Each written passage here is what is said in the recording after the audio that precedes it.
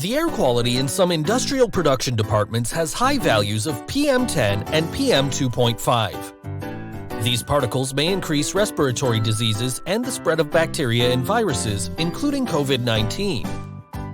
Nowadays, air is cleaned using centralized systems with various kinds of fans, hoods, and filters, which are not very efficient.